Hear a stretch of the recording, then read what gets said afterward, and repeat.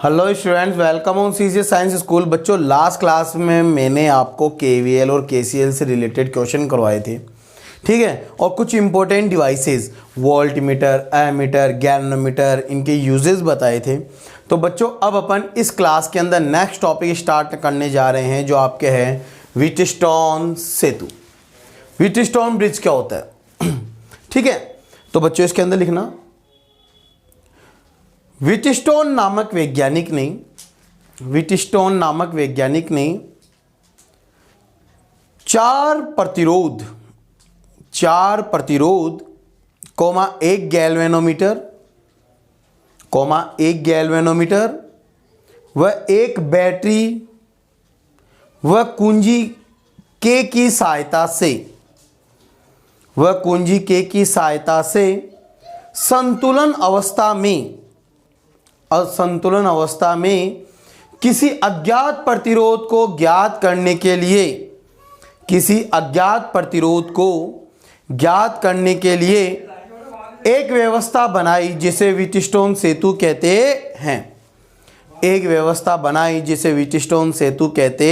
हैं। ठीक है। तो बच्चों, व्हीटस्टोन नामक एक साइंटिस्ट था, उसने क्या किया, उसने चार प्रतिरोध लिए। कितने प्रतिरोध लिए? चार। जैसे P, Q, R, S, जहां पर P और Q तो आनुपातिक भुजाओं के प्रतिरोध कहलाते हैं। R आपके एक तीर से कटा हुआ है, तो जब भी किसी चिन्ह को तीर से काटा जाता है, उसका मतलब परिवर्तित प्रतिरोध कहलाता है। और कैपिटल R कौन है? ज्ञात प्रतिरोध, जिसका मान अपन को पता है। और कैपिटल S वो अज्ञात प्रतिरोध है, जिसका मान अपन को ज्ञात करना है।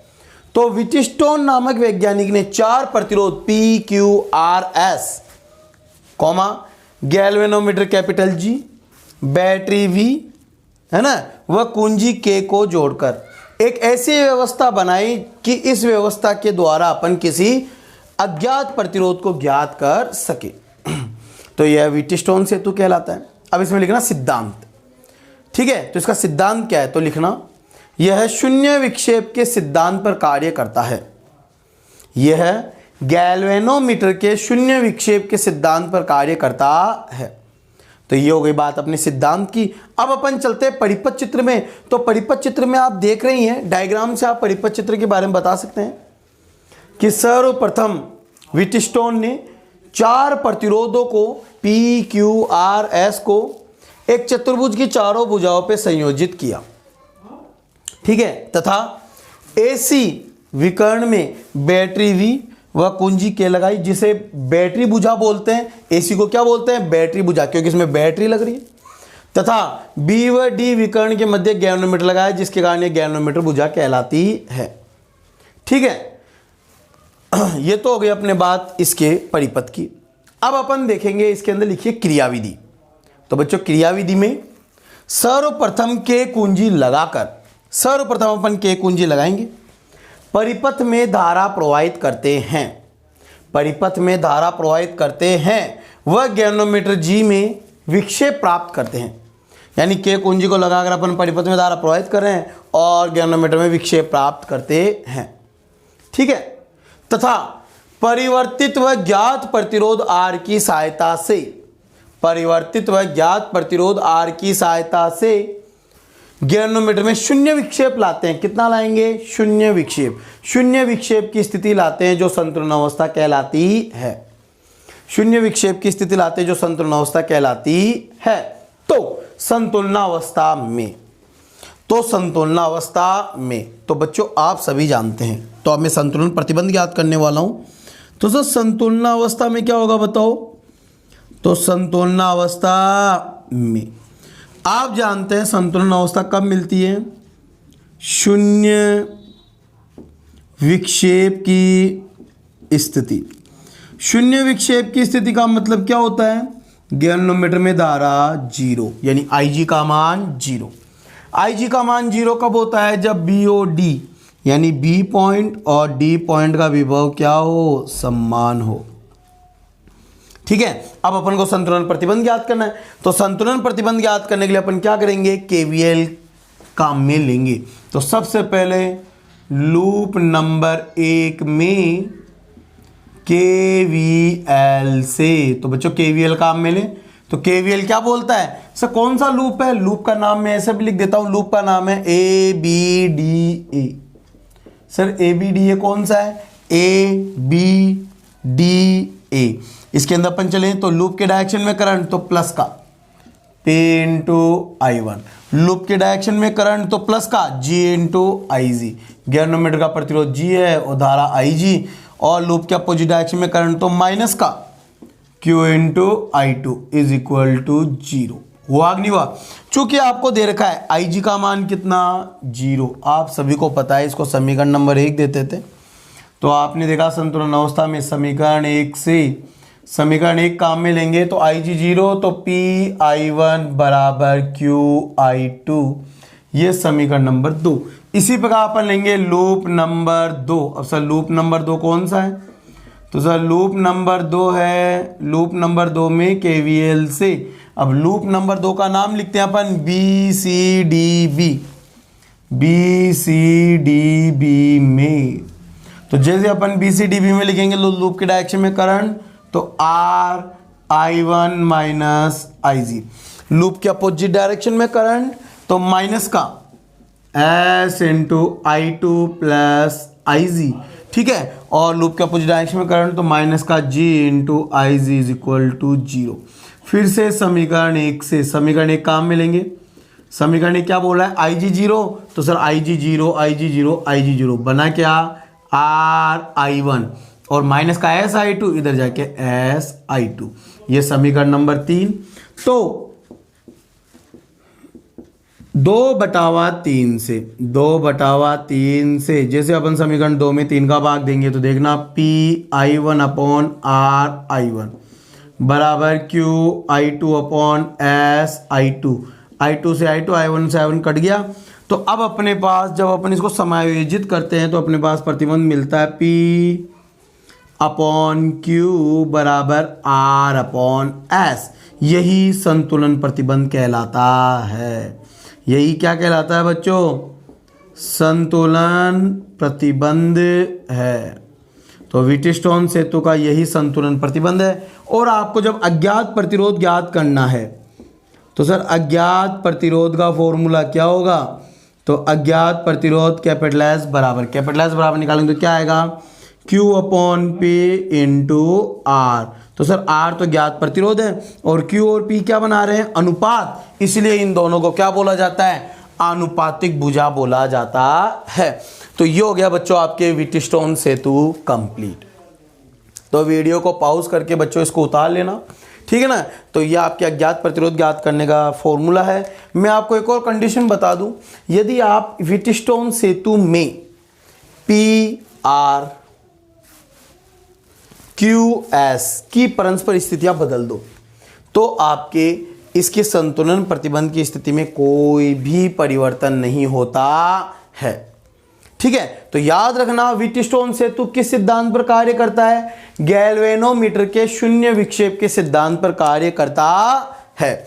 तो बच्चों इसको उतार लीजिए। अब अपन आगे नेक्स्ट सबसे इंपॉर्टेंट एक और डिवाइस पढ़ने जा रहे हैं जो आपके है मीटर सेतु।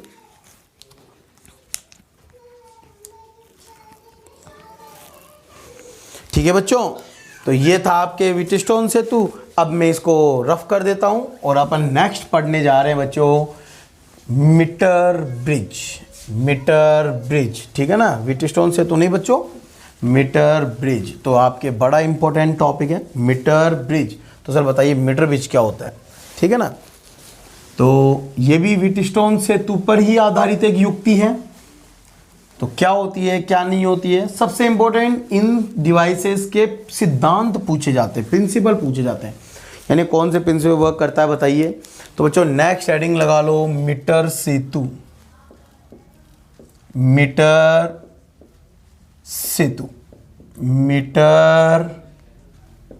ब्रिज। तो सर मीटर ब्रिज क्या होता है, तो लिखिए मीटर ब्रिज में लिखना मीटर ब्रिज में लिखिए व्हीटस्टोन सेतु पर आधारित वह युक्ति व्हीटस्टोन सेतु पर आधारित वह युक्ति जिसकी सहायता से किसी अज्ञात प्रतिरोध को ज्ञात किया जा सके मीटर सेतु कहलाता है।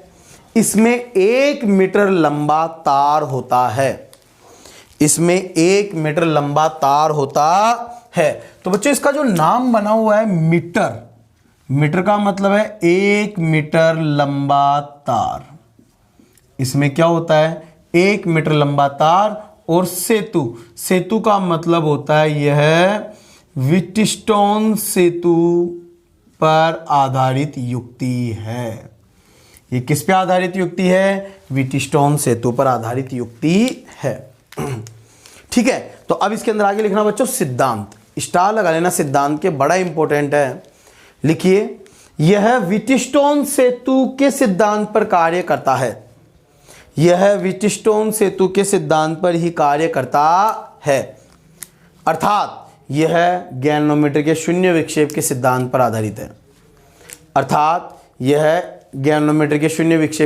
पर आधारित है।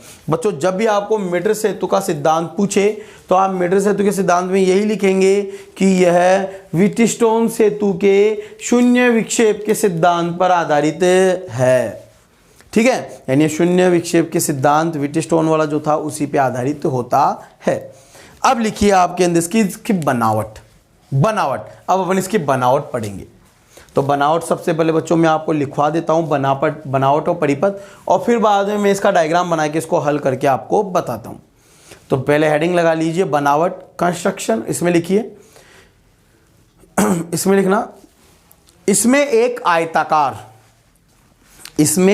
आयताकार लकड़ी के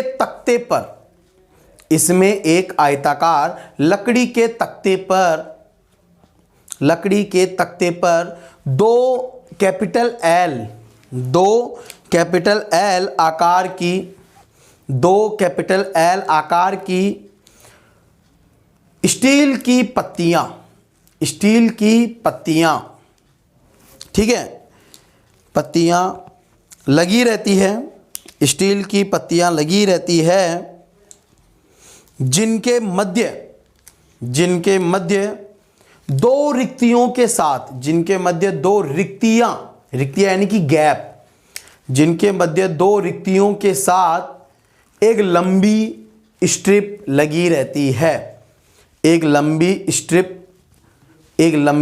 स्ट्रिप लगी रहती है। स्ट्रिप का मतलब वही पत्तियां लगी रहती है, ठीक है, तथा 1 मीटर लंबा तार, 1 मीटर लंबा मैग्नाइन कॉन्स्टेंटन या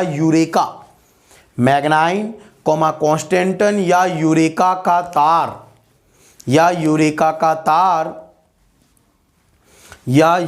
का तार एक मीटर स्केल की सहायता से एक मीटर स्केल के साथ लगा रहता है।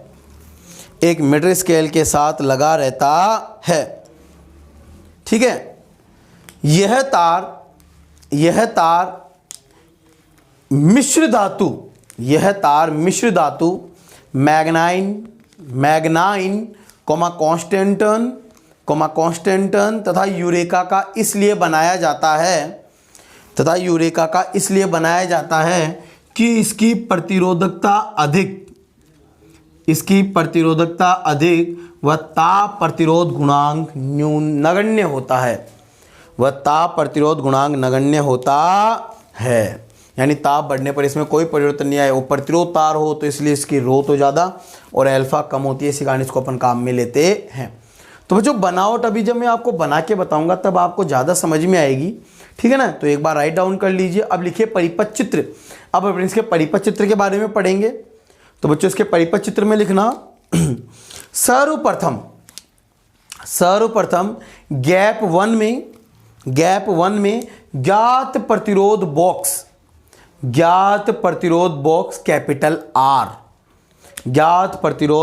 कैपिटल आर, यानी जिस प्रतिरोध का मान अपन को पता है वो कैपिटल आर, तथा अज्ञात प्रतिरोध कैपिटल एस गैप नंबर 2 में संयोजित कर देते हैं। गैप नंबर 2 में संयोजित कर देते हैं तथा 1 मीटर लंबे तार के सिरों पर एक बैटरी ईपी व कुंजी के संयोजित कर देते हैं। एक बैटरी ईपी कुंजी के संयोजित कर देते हैं तथा मध्य स्ट्रिप जो बीच में स्ट्रिप है, मध्य स्ट्रिप से एक गैल्वेनोमीटर कैपिटल जी व विसर्पी कुंजी जे संयोजित कर देते हैं जिसकी सहायता से मीटर सेतु के तार पर संतुलित लंबाई प्राप्त करते हैं। जिसकी सहायता से मीटर सेतु के तार पर संतुलित लंबाई शून्य विक्षेप विधि द्वारा ज्ञात करते हैं। ठीक है, तो अब कैसे बच्चों, सब इधर ध्यान देना। जो थ्योरी मैंने आपको अभी लिखवाई वो आपके इस प्रकार हैं। ठीक है ना, अब आपको ज़्यादा समझ में आएगा, यानी ये कैसे क्या हुआ सर, कैसे क्या है। तो अब ध्यान देना इधर। मैंने क्या कहा, मैंने कहा यहाँ पे एक सबसे पहले एक लकड़ी का तख्ता होता है। ठीक है बच्चों, तो मैंने क्या कहा सर, यहाँ पर एक सबसे पहले एक लकड़ी का तख्ता होता है। जैसे मान लो ये लकड़ी का तख्ता है, ठीक है ना, बाद में बना देंगे। इसके ऊपर सर्वप्रथम 2 एल स्ट्रिप होती है। कितनी स्ट्रिप होती है? 2 एल स्ट्रिप। देखो ना, ये होती है 2 एल स्ट्रिप। ऐसे हो गई। यहाँ पर पेच लगे हुए रहते हैं। एक स्ट्रिप तो ये, और एक स्ट्रिप होती है इसके सामने यहाँ पर 2 एल स्ट्रिप। हो गई 2 एल स्ट्रिप। ठीक है, और इसके मध्य एक लंबी स्ट्रिप रहती है। इसके मध्य क्या रहती है? एक लंबी स्ट्रिप। लंबी स्ट्रिप कितने गैप के साथ? 2 गैप के साथ। 2 रिक्तियां, गैप नंबर 1 और गैप नंबर 2। ठीक है बच्चों, साथ के साथ डायग्राम बनाते चलना, क्योंकि आगे ये कॉम्प्लिकेटेड हो जाएगा। ठीक है ना, तो ये हो गया बात। एक लकड़ी के तख्ते के ऊपर 2 एल आकार की पत्तियों के मध्य एक लंबी पत्ती लगी रहती है, 2 गैप के साथ। लगा दिए 2 गैप, और 2 एल आकार की पत्तियों के मध्य 1 मीटर लंबा तार। 1 मीटर लंबा तार। ये लंबा तार किसका है? ये है मैग्नीन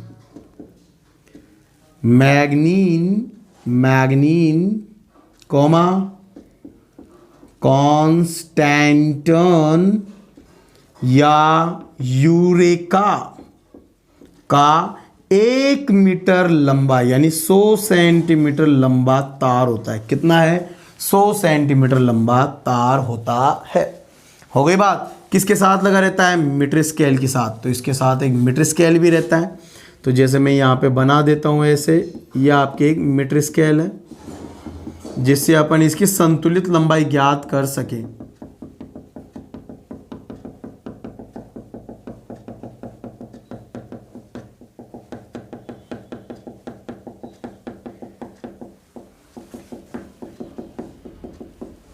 हो गया, एक मीटर स्केल के साथ लगा रहता है। तो बच्चों यही होता है आपके 1 मीटर ब्रिज, इतना सा।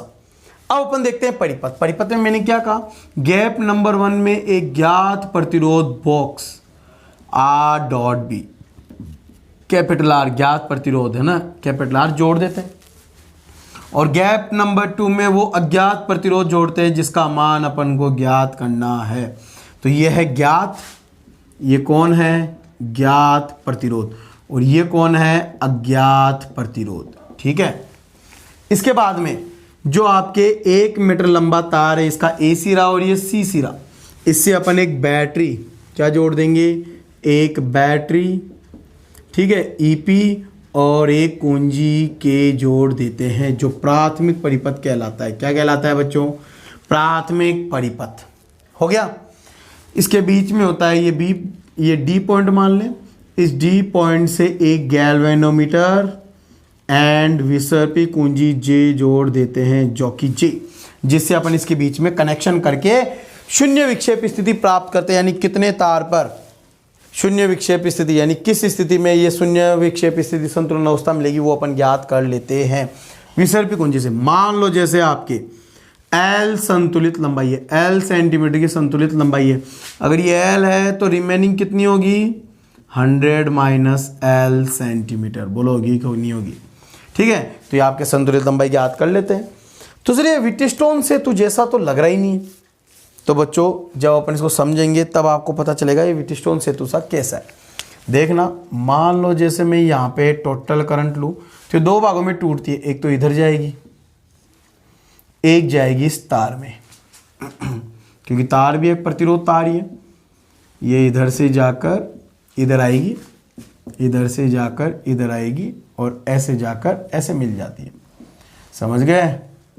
तो ये आपके इस प्रकार है, ये ए बी सी और ये डी पॉइंट, ये ए डी सी और ये बी पॉइंट कहलाता है। ठीक है, ये एल लंबाई का तार है तो इसको माना जाता है पी प्रतिरोध, और ये 100 माइनस एल लंबाई का तार है, इसको माना जाता है क्यू प्रतिरोध। तो सर ये तो बन गया पी, ये बन गया क्यू, ये बन गया आर और ये बन गया एस, तो बन रहा है ना व्हिटस्टोन सेतु। तो अब अपन देखेंगे इसकी क्रियाविधि। क्रियाविधि में क्या करते हैं, सर्वप्रथम के कुंजी लगाकर, क्रियाविधि में लिखना सर्वप्रथम के कुंजी लगाकर परिपथ में धारा प्रवाहित करते हैं। परिपथ में क्या करेंगे, धारा प्रवाहित करेंगे। ठीक है, कर दिए। इसके बाद ज्ञात प्रतिरोध कैपिटल आर को निकालकर, नंबर 2 लिखना, ज्ञात प्रतिरोध कैपिटल आर को निकालकर विसर्पी कुंजी जे की सहायता से, विसर्पी कुंजी जे की सहायता से तार पर संतुलित लंबाई ज्ञात करते हैं। तार पर संतुलित लंबाई ज्ञात करते हैं। यदि स्मॉल एल संतुलित लंबाई है, यदि स्मॉल एल संतुलित लंबाई है तो संतुलना अवस्था में, तो संतुलना अवस्था में, तो बच्चों चाहे तो अपन डायरेक्ट निकाल सकते हैं, है ना, परंतु अपन मानेंगे क्या, क्योंकि 1 सेंटीमीटर तार यानी एकांग लंबाई है ना, 1 सेंटीमीटर तार की लंबाई का प्रतिरोध, लंबाई का प्रतिरोध x है। तो अगर 1 सेंटीमीटर तार की लंबाई का प्रतिरोध x है तो L सेंटीमीटर का कितना, तो L सेंटीमीटर तार का प्रतिरोध, तो सर ये कितना होने वाला है, P equal to x into L, बोलो होगा कि नहीं होगा। तथा 100 माइनस L सेंटीमीटर लंबाई के तार का प्रतिरोध ये क्यों हो गया, तो कितना होगा x इंटू 100 माइनस एल। अब अपन देखेंगे संतुलन अवस्था। तो व्हिटस्टोन से तो कल मैंने संतुलन अवस्था आपको बताई थी, क्या थी बच्चों, कि अपन R बटा P यानी R बटे P बराबर R ऊपर लिया तो इधर S बटे Q, S बटे Q, S अपन को निकालना तो S बराबर क्या हो जाएगा, S बराबर हो जाएगा Q upon P into R, बोलो होगा कि नहीं होगा। अरे S चाहिए तो Q इधर ले जाएंगे, Q अपॉन P बराबर R। अब Q का मान कितना है, X इंटू 100 माइनस एल, तो सर ये हो गया X into 100 minus L upon X into L into R, होगा कि नहीं होगा, X कट गया, क्या बन जाएगा 100 minus L upon L into R। तो ये हो गया अज्ञात प्रतिरोध ज्ञात करने का सूत्र, जहां L क्या है बच्चों, L है तार की संतुलित लंबाई, ठीक है, और R क्या है, R है आपके ज्ञात प्रतिरोध यानी रेजिस्टेंस बॉक्स में प्रतिरोध। तो ये हो गया आपके मीटर सेतु कंप्लीट। तो मीटर सेतु का काम होता है अज्ञात प्रतिरोध को संतुलन अवस्था में ज्ञात करना। ये किस सिद्धांत पे कार्य करता है, ये व्हिटस्टोन सेतु के शून्य विक्षेप के सिद्धांत पर कार्य करता है। चाहो तो आप बच्चों इसमें डायरेक्ट फॉर्मूला भी काम में ले सकते हो, कैसे, ये S बराबर ये तो होता है, ऐसे भी काम में लेते हैं, R बटे संतुलित लंबाई कितनी L बराबर उसमें कितना S, ऊपर कौन है S प्रतिरोध है ना, अज्ञात S, और इसकी लंबाई कितनी है 100 माइनस L। इससे भी जब आप सोल्व करके निकालोगे तो आपके पास यही फॉर्मूला आने वाला है। तो बच्चों ये आपके मीटर सेतु का काम कंप्लीट। अब इसके अंदर मैं आपको कुछ मीटर सेतु की सीमाएं लिखवा देता हूं। तो बच्चों आगे लिखो मीटर सेतु की सीमाएं। इसी में एडिंग लगाना मीटर सेतु की लिमिटेशन है ना, सीमाएं क्या होती है। तो इसमें लिखो नंबर 1, मीटर सेतु में संतुलित लंबाई हमेशा, मीटर सेतु में संतुलित लंबाई हमेशा 30 सेंटीमीटर से 70 सेंटीमीटर के मध्य, 30 सेंटीमीटर से 70 सेंटीमीटर के मध्य ज्ञात करनी चाहिए। ठीक है, संतुलित लंबाई हमेशा 30 सेंटीमीटर से 70 सेंटीमीटर मध्य निकालो, क्योंकि इसके मध्य यह अधिक सुग्राही होता है। ठीक है, नंबर 2, मीटर सेतु के तार में अधिक समय के लिए धारा प्रवाहित नहीं करनी चाहिए। मीटर सेतु के तार में अधिक समय के लिए धारा प्रवाहित नहीं करनी चाहिए, क्योंकि ताप बढ़ने के कारण प्रतिरोध बदल जाता है। ताप बढ़ने के कारण प्रतिरोध बदल जाता है, यानी परिवर्तित हो जाता है। इस तार का प्रतिरोध बदल जाएगा, बदलेगा तो संतुलित लंबाई भी बदल जाएगी, ध्यान रखना। ठीक है, नेक्स्ट नंबर 3, विसर्पी कुंजी जे को मीटर सेतु के तार पर रगड़ कर नहीं चलाना चाहिए। विसर्पी कुंजी जे को मीटर सेतु के तार पर रगड़ कर नहीं चलाना चाहिए, क्योंकि तार का अनुप्रस्थ काट का क्षेत्रफल बदलने के कारण संतुलित लंबाई परिवर्तित हो जाती है। तो बच्चों, यह आपके व्हीटस्टोन सेतु और मीटर सेतु कंप्लीट। ठीक है ना। अब अपन इससे रिलेटेड जो कुछ न्यूमेरिकल है अपने सिलेबस में, इनसे रिलेटेड वो अपन देखते हैं, वो अपन क्लियर करते हैं। तो आप वीडियो को पॉज करके ये सारा आप उतार लीजिए। तो बच्चों, जब भी आपके मीटर सेतु या फिर व्हीटस्टोन ब्रिज आए तो आपको ऐसे तरीके से डायग्राम बनाकर उसके अंदर पूरा परिपथ, चित्र, सिद्धांत और संतुलन स्थिति ज्ञात करने की ये कंडीशन करनी ही पड़ेगी। ठीक है। अब अपन इनसे रिलेटेड कुछ न्यूमेरिकल करते हैं अपने बुक के। तो इसके कैसे न्यूमेरिकल आते हैं, कैसे सोल्व किए जाते हैं, है ना। तो ये अपन अब देखते हैं। तो बच्चों, इनसे रिलेटेड जो भी न्यूमेरिकल है वो आप साथ के साथ सोल्व कर लेना। ठीक है। तो बच्चों देखो आपके नेक्स्ट,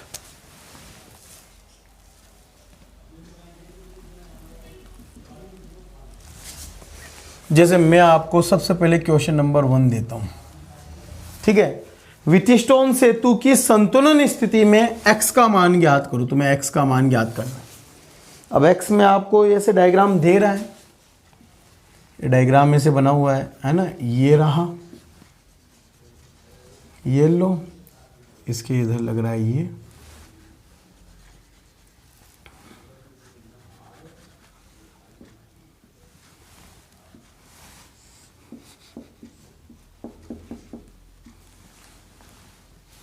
ये x है, ये 100 ओम, ये 100 ओम, ये 10 ओम, ये 5 ओम और ये गैनोमीटर, यानी शून्य विक्षेप की स्थिति में x का मान ज्ञात करो।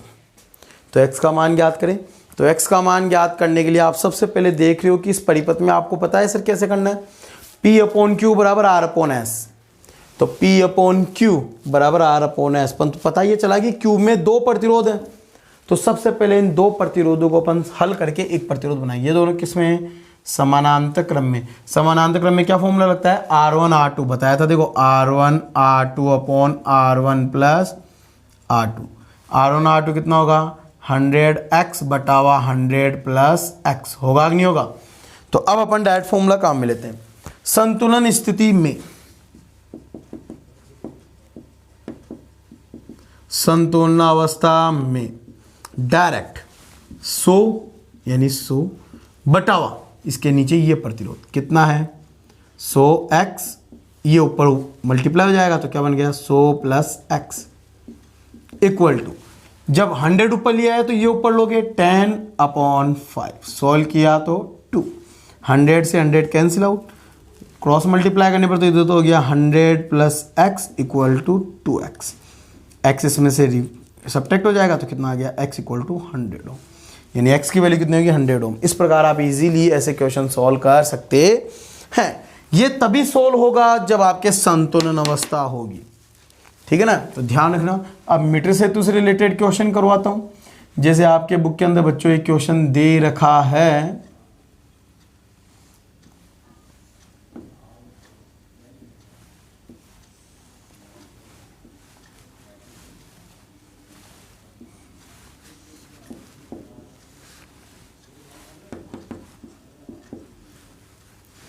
ये तो तार है, वही 1 मीटर लंबा है ना।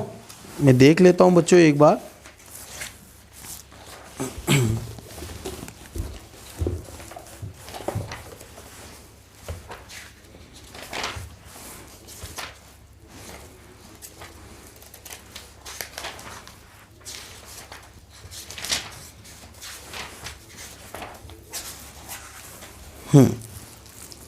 ये 6 वोल्ट की बैटरी है, ये आपको दे रखा है 40 सेंटीमीटर,